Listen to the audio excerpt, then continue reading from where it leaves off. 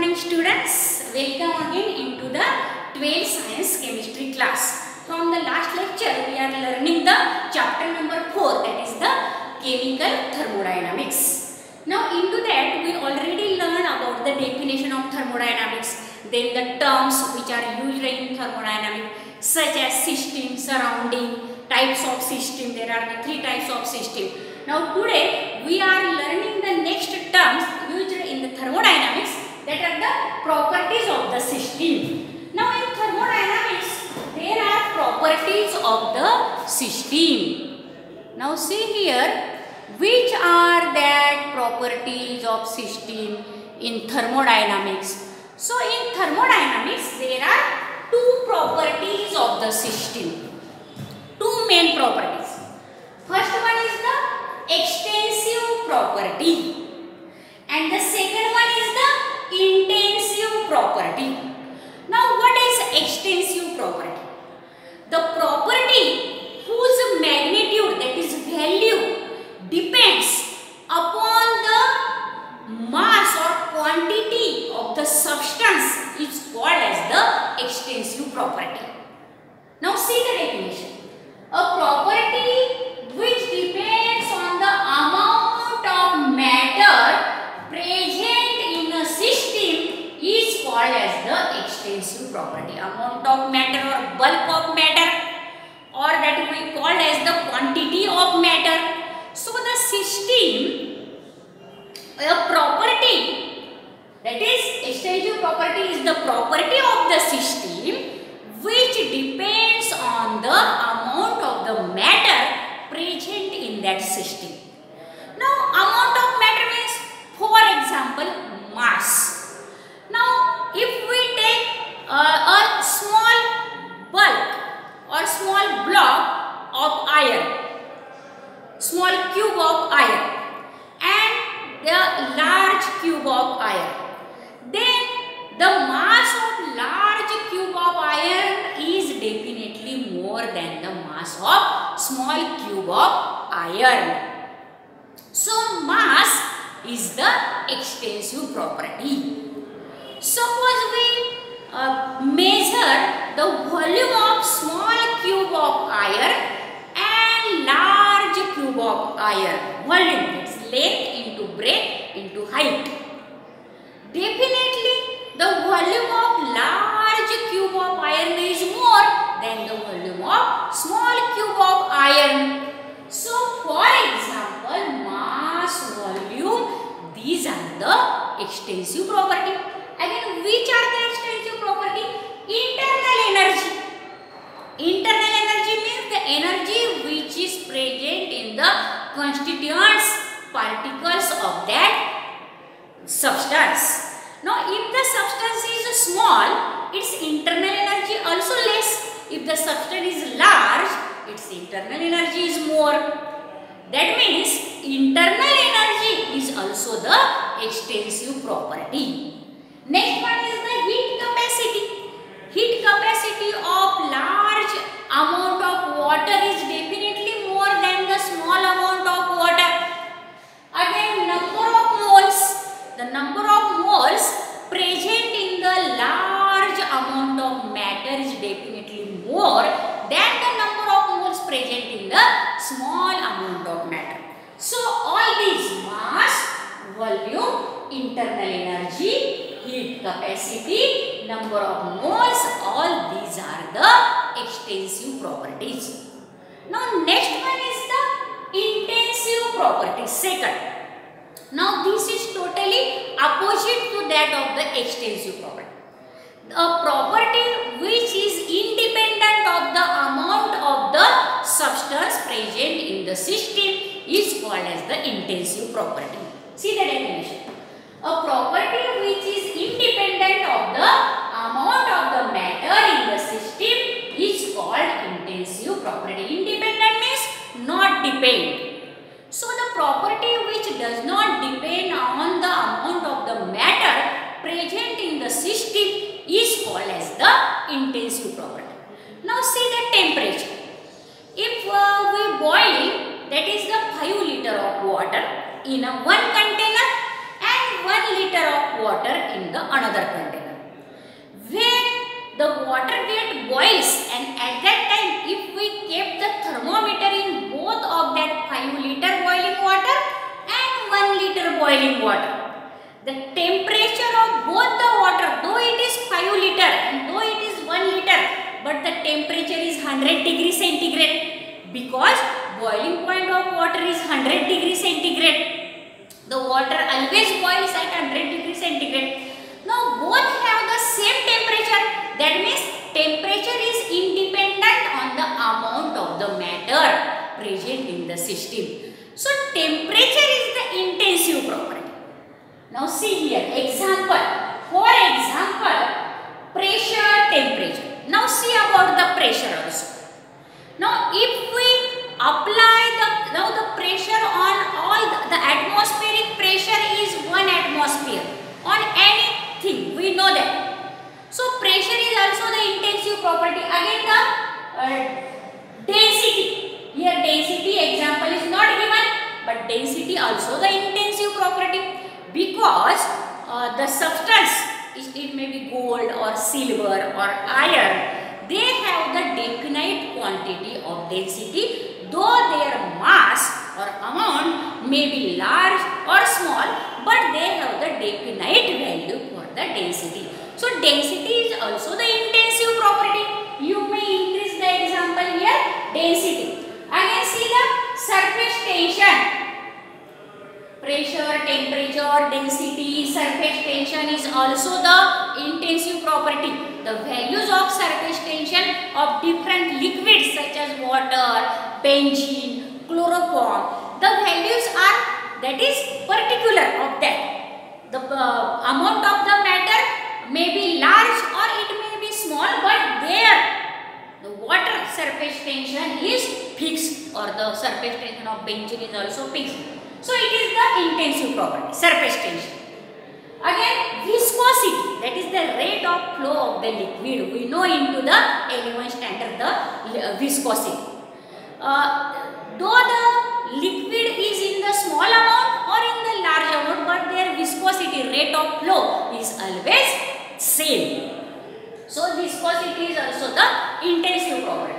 Melting point, as that of the boiling point or temperature, is the intensive property. So melting point, the liquid may be in a small amount or it may be in a large amount, but it melts at a definite temperature, and so melting point is also the intensive property. Again the specific heat is also the intensive property.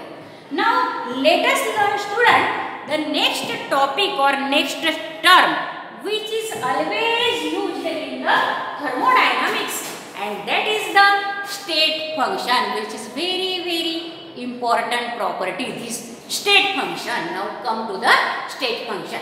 Now what is the definition of state function? What is state function? Now all these property, pressure, temperature, volume, number of moles, all these property are the state functions. That means their values depends upon the initial state and final state of the system. That means their value do not depend on the path or way of the system. Their values are always depends on the initial state and final state of the system.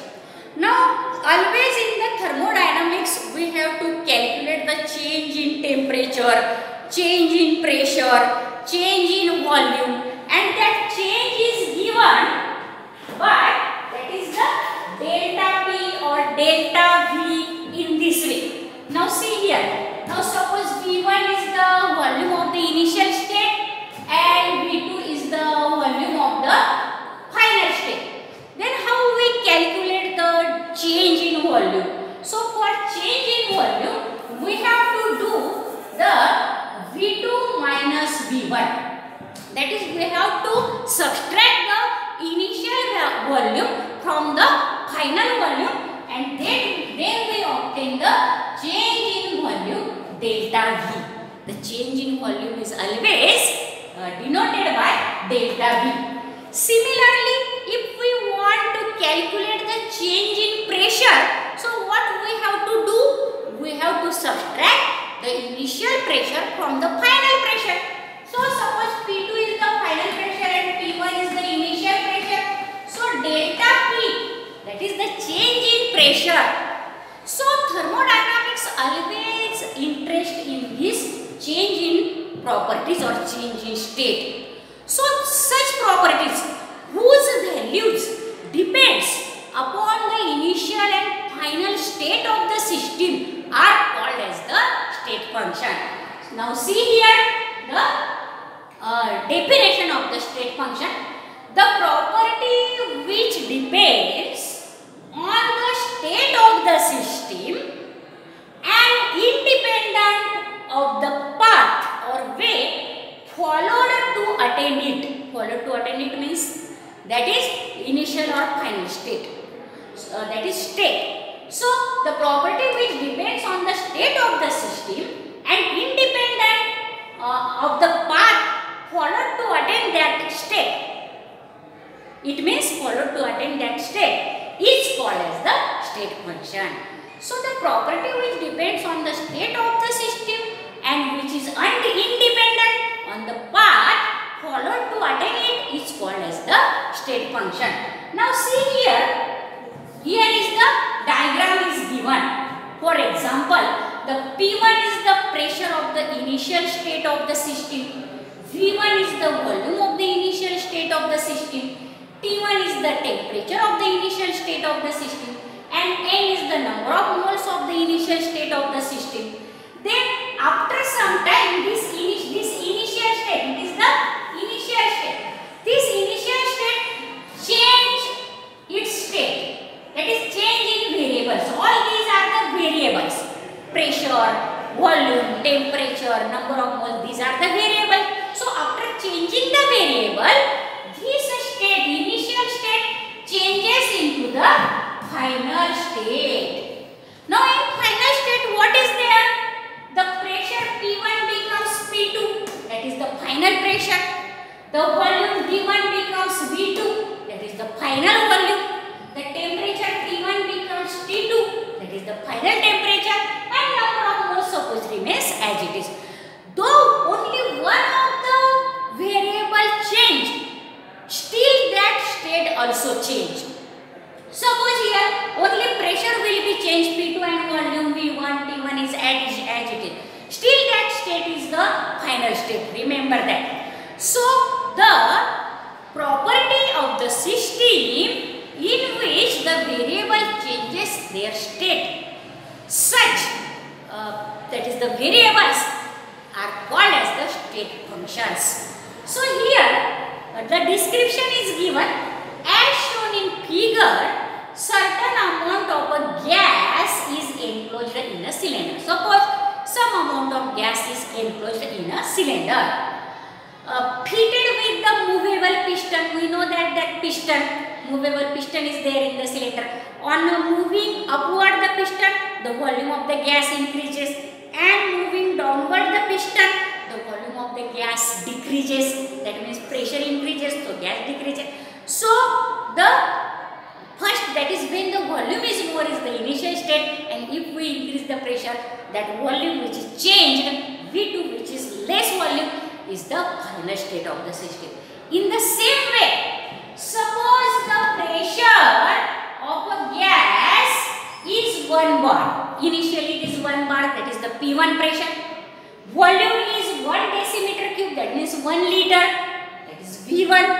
And temperature is 300 Kelvin, that is the initial temperature, T1 initially.